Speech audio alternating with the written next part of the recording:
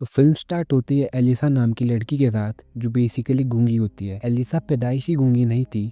जब वो छोटी थी तब किसी ने उसका वॉइस बॉक्स निकाल लिया था क्योंकि वो अनाथ थी। आज के समय में वो एक फ्लैट में अकेली रहती है, लेकिन उसके साथ वाले फ्लैट में गाइस नाम का बूढ़ा आदमी रहता है जिसके साथ उसकी काफ़ी अच्छी बनती है। एलिसा अपने डेली रूटीन को फॉलो करते हुए ऑफिस जाने के लिए तैयार हो रही होती है। इसी बीच एक सीन में एलिसा की गर्दन पर कुछ निशान दिखाए जाते हैं जो काफ़ी मिस्टीरियस अर्थात भेदपूर्ण होते हैं। ऑफिस जाने से पहले एलिसा गाइल्स को मिलकर जाती है। वो बोल तो नहीं सकती थी, इसलिए वो गाइल से हमेशा इशारों में ही बात करती है।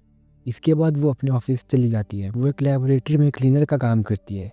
यहाँ पर उसकी सिर्फ एक ही फ्रेंड है जिसका नाम जेल्डा है, और ये भी एलिसा की तरह एक क्लीनर ही है। फिर एक दिन जब एलिसा, जेल्डा और बाकी लोग अपना काम कर रहे होते हैं, तभी वहाँ पर उनका सुपरवाइजर आता है। वो उन्हें कहता है कि आज यहाँ पर रिसर्च के लिए एक स्पेशल चीज़ आ रही है और सभी को उस स्पेशल चीज़ का खास ख्याल रखना है। इसी बीच वहाँ पर कुछ लोग एक कंटेनर को लेके आ जाते हैं जो हरे रंग के पानी से भरा होता है। एलिसा उस कंटेनर के अंदर देखने की कोशिश करती है मगर उसे कुछ दिखाई नहीं देता। अभी अचानक से उस कंटेनर में से कुछ अजीब सा हार्ट टाइप कुछ दिखाई देता है और पूरा कंटेनर हिलने लगता है। ये देखकर हेड ऑफिसर सभी फालतू लोग जैसे एलिसा और जेल्डा को बाहर जाने को कहते हैं। इसके बाद जब एलिसा और जेल्डा टॉयलेट की सफाई कर रही होती है, तभी वहाँ पर रिचर्ड नाम का आदमी आता है। तो बेसिकली रिचर्ड ही इस क्रिएचर को यहाँ पर लाया है। वो मेन इंचार्ज होता है इस पूरे प्रोजेक्ट का। जब रिचर्ड बाथरूम आता है तब उसके हाथ में एक ब्लैक कलर की स्टिक होती है जो काफी खतरनाक होती है और उससे खून भी निकल रहा होता है। ये देखकर एलिसा को काफी अजीब फील होता है। उसी दिन शाम के समय रिचर्ड खून से लथपथ क्रिएचर वाले कमरे से बाहर आता है। साथ ही उसकी 2 उंगलियां भी कटी होती है। रिचर्ड के जूनियर्स मदद के लिए जोर जोर से चिल्लाते हैं। कभी एलिसा और जेल्डा का सुपरवाइजर उनके पास आता है और उन दोनों को क्रिएचर वाले कमरे की सफाई करने को कहता है। जब वो उस कमरे में जाती है तब वो देखती है कि पूरे कमरे में खून ही खून है। सफाई करते वक्त एलिसा को रिचर्ड की दोनों उंगलियां मिलती है। जेल्डा ये बात बताने बाहर चली जाती है और अब एलिसा रूम में अकेली होती है। तभी उसे पानी की ट्यूब में एक क्रिएचर दिखाई देता है। ये क्रिएचर एक एम्बिफियन होता है। एम्बिफियन एक ऐसे क्रिएचर को कहा जाता है जो कि जमीन और पानी दोनों जगह रह सकता है। क्रिएचर और एलिसा दोनों एक दूसरे को ध्यान से देख रहे होते हैं। तभी वहाँ पर सुपरवाइजर आ जाता है और क्रिएचर पानी के अंदर जाकर छिप जाता है। इसके बाद एलिसा क्रिएचर के बारे में सोच रही होती है। घर आने के बाद वो ये बात गाइल्स को भी बताती है। एलिसा उस क्रिएचर से मिलना चाहती थी, इसीलिए अगले दिन जब वो लैब आती है तब वो सबसे पहले छुप छुपा कर क्रिएचर वाले रूम में आ जाती है। इस बार उसे क्रिएचर एक पूल में बंधा हुआ दिखता है। वो अपने साथ एक अंडा लाई थी जिसे वो छीलकर क्रिएचर को दे देती है। पहले तो क्रिएचर उस पर भरोसा नहीं करता और जोर से चिल्लाता है, लेकिन एलिसा उसे अपनी साइन लैंग्वेज में समझाती है और क्रिएचर उसकी बात को समझकर अंडा खा लेता है। इसके बाद एलिसा भी वहाँ से बाहर आ जाती है। जेल्डा एलिसा को बुलाती है और कहती है रिचर्ड ने उन दोनों को बुलाया है। रिचर्ड का माथा घुमा हुआ होता है क्योंकि एलिसा ने उसकी उंगलियां जिस बैग में डाली थी उसमें सॉस थी और वो सॉस की वजह से उन उंगलियों में इन्फेक्शन हो गया था, जिस वजह से उन उंगलियों को उसके हाथ से जोड़ने में अब काफ़ी दिक्कत आने वाली थी। रिचर्ड के हर सवाल का जवाब सिर्फ जेल्डा ही दे रही थी, इसलिए रिचर्ड एलिसा के बारे में पूछता है तो जेल्डा उसे बताती है कि एलिसा बोल नहीं सकती। जब वो छोटी थी तब किसी ने उसका वॉइस बॉक्स निकाल लिया था। ये बात जानकर रिचर्ड को एलिसा के लिए काफ़ी बुरा लगता है, इसलिए अब वो उन दोनों पर ज़्यादा गुस्सा नहीं करता और अब क्रिएचर के बारे में उन दोनों से बात करने लगता है। वो बताता है कि उसकी टीम को ये क्रिएचर साउथ अमेरिका में मिला है और वो इस पर रिसर्च करके इसके बारे में और ज़्यादा जानकारी निकालना चाहते हैं। वो एलिसा और जेल्डा को क्रिएचर से दूर रहने के लिए कहता है क्योंकि वो आम लोगों के लिए खतरनाक साबित हो सकता है, लेकिन एलिसा से रहा नहीं जाता और वो लंच ब्रेक में छुप छुपाकर क्रिएचर के पास चली आती है। इस बार वो अपने साथ एक म्यूजिक डिवाइस लेके जाती है। वो म्यूजिक डिवाइस ऑन करके अपना लंच वहीं पर करती है और एक अंडा पॉन्ड के साइड में रख देती है। क्रिएचर पानी के अंदर से ही अंडा ले लेता है और फिर थोड़ी देर बाद एलिसा म्यूजिक बंद कर देती है। क्रिएचर बाहर आता है और एलिसा को म्यूजिक ऑन करने के लिए कहता है। एलिसा और क्रिएचर इशारों में ही बात करते हैं और दोनों एक दूसरे के साथ काफी कंफर्टेबल फील करते हैं और ये सिलसिला ऐसे ही चलता रहता है। फिर एक दिन जब एलिसा क्रिएचर से बात कर रही होती है तब उसे एक रिसर्चर देख लेता है जिसका नाम डॉक्टर रॉबर्ट होता है। एलिसा और क्रिएचर को एक दूसरे के साथ इस तरह कम्युनिकेट करता हुआ देखकर वो काफी हैरान होता है। वैसे तो डॉक्टर रॉबर्ट एक अमेरिकन रिसर्चर है, पर असलियत में वो एक जर्मन स्पाई होता है। इसका मेन काम अमेरिका की सीक्रेट इन्फॉर्मेशन को जर्मनी तक सप्लाई करने का होता है। फिर एक दिन जब एलिसा क्रिएचर से मिलने जाती है तब वो देखती है कि क्रिएचर पानी में नहीं बल्कि जंजीरों से बंधा हुआ है और उसके शरीर पर चोटों के काफी सारे निशान हैं। एलिसा समझने की कोशिश कर रही होती है कि तभी वहाँ पर रिचर्ड आ जाता है। उसके देखने से पहले ही एलिसा साइड में जाकर छुप जाती है। रिचर्ड को क्रीचर बिल्कुल भी पसंद नहीं होता क्योंकि उसने रिचर्ड पर हमला किया था, इसलिए वो क्रीचर को बहुत टॉर्चर करता था। तभी जनरल क्रीचर को देखने आता है। क्रीचर को देखकर वो काफी सरप्राइज होता है और वो रिचर्ड से इसके बारे में पूछता है। तो रिचर्ड उसे बताता है कि जिस जगह से इसको लाया गया है वहाँ के लोग इसको भगवान मानते थे और इसकी पूजा करते थे। फिर जनरल कहता है कि इसकी हालत को देखकर लगता तो नहीं कि ये भगवान है, साथ ही में ये काफी रहस्यमय भी लगता है और इसके बारे में और ज्यादा जानने के लिए इसे मारकर अंदर से देखना चाहिए। डॉक्टर रॉबर्ट भी वहीं पर होता है और वो एलिसा को देख लेता है पर किसी से कहता नहीं है। वो जनरल को समझाने की बहुत कोशिश करता है कि ऐसा करना ठीक नहीं होगा, और जनरल एक घमंडी आदमी होता है। वो रिचर्ड को क्रीचर को खत्म करके उसके ऊपर रिसर्च करने के ऑर्डर देता है। ये बात जानकर एलिसा को बहुत दुख होता है। एलिसा नहीं चाहती थी कि वो लोग क्रीचर को मार डाले, इसलिए अब एलिसा के पास एक ही रास्ता था कि वो क्रीचर को लैब से बाहर निकाले। इसीलिए वो घर जाते ही अपने नेबर गाइल से मदद मांगती है। पहले तो गाइल इसकी मदद करने से मना कर देता है, पर जब एलिसा उसे समझाती है तो वो मान जाता है। अगले दिन रॉबर्ट रिचर्ड से क्रीचर के बारे में बात करने जाता है।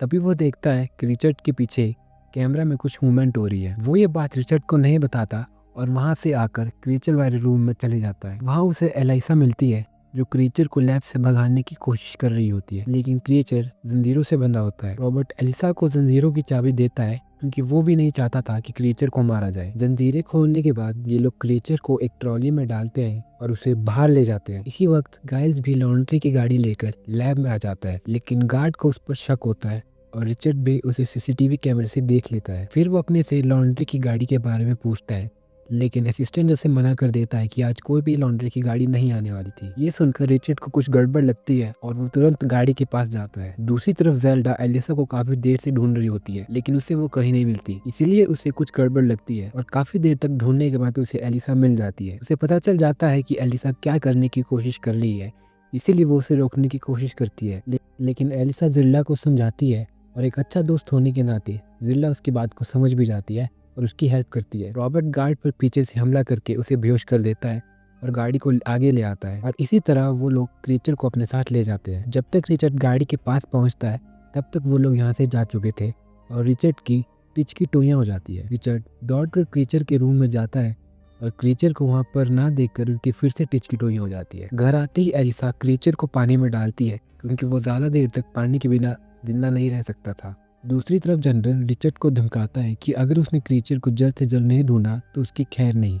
एलिसा क्रीचर को पानी में रिलीज करने के बारे में सोच रही होती है कि उसे पता चलता है कि एक कैनाल का पानी जब 30 फीट से ऊपर चला जाता है तब उस पानी को समुद्र की तरफ छोड़ दिया जाता है और ऐसा अक्टूबर और नवंबर के महीने में होता है। अब एलिसा को बस अक्टूबर का इंतजार था ताकि वो क्रीचर को सेफली बाहर छोड़ सके। अगले दिन एलिसा और जिल्डा लैब आ जाती है। वहाँ पर सभी लोगों से क्रीचर के बारे में पूछताछ हो रही होती है। एलिसा और जिल्डा से भी पूछताछ होती है, पर रिचर्ड को उनके ऊपर शक नहीं होता, इसलिए वो उनसे ज्यादा कुछ सवाल नहीं पूछता। दिन में गाइल्स क्रीचर के पास बैठा होता है, लेकिन गाइल्स को नींद आ जाती है और क्रीचर पानी से बाहर आ जाता है। वो गाइल्स के घर को देख रहा होता है, तभी उसे गाइल्स की पुसी दिख जाती है और वो उसकी पुसी को खा जाता है। इसी वक्त गाइल्स बाहर आता है और क्रीचर को रोकने की कोशिश कर रहा होता है, लेकिन क्रीचर डर जाता है और वो गलती से गाइल्स के हाथ पर खरोच मार देता है। एलिसा लैब में डॉक्टर रॉबर्ट से क्रीचर के बारे में बात कर रही होती है। डॉक्टर रॉबर्ट क्रीचर के लिए कुछ दवाइयाँ देता है ताकि वो कम पानी में भी सुरक्षित रहे। तभी गाइल्स एलिसा को कॉल करके घर बुलाता है। घर आते ही गाइल्स एलिसा को पूरी बात बताता है और उससे कहता है कि क्रीचर ने उस पर जानबूझकर हमला नहीं किया। फिर एलिसा क्रीचर को ढूंढने बाहर आ जाती है। उसे कुछ खून के निशान दिखाई देते हैं और वो निशानों को फॉलो करती है और उसे क्रीचर मिल जाता है। वो उसे वापस घर ला देती है। घर आकर एलिसा क्रीचर को इशारों में समझाती है कि इस तरह दूसरे जानवरों को खाया नहीं जाता, बल्कि उनके साथ प्यार किया जाता है। फिर वो गाइल्स के पास आता है और उसके जिस हाथ पर खरोच लगी होती है उसको अपने सिर पर रख देता है। हाथ रखते ही क्रीचर के शरीर में डिस्को चालू हो जाता है। अगले दिन जब गाइल्स सुबह उठता है तब वो देखता है कि उसकी चोट बिल्कुल ठीक हो गई है और साथ ही उसके सर पर बाल भी उगाए हैं। एलिसा अब अपना ज्यादातर वक्त क्रीचर के साथ ही बिताती है और साथ में वक्त बिताते बिताते दोनों को एक दूसरे से प्यार हो जाता है।